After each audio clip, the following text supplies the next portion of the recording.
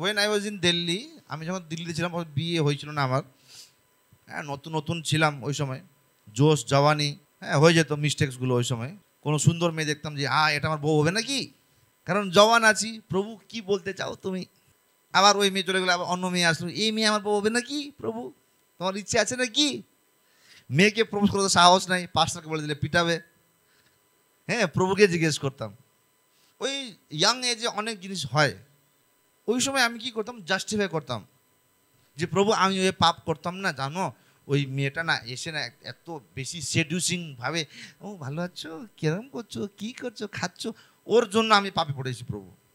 যদি ও মেয়ে আমার সাথে বেশি মিষ্টি কথা না বলতো না, আমি পাপে পড়তাম না প্রভু। আমি কি করছি, জাস্টিফাই করছি যে আমি ঠিক আছি, ওই মেয়ের জন্য আমি পাপে পড়েছি।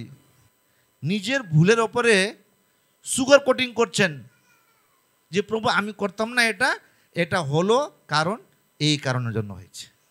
আপনি প্রভুকে শেখাচ্ছেন, আপনি কি শেখাবেন প্রভুকে?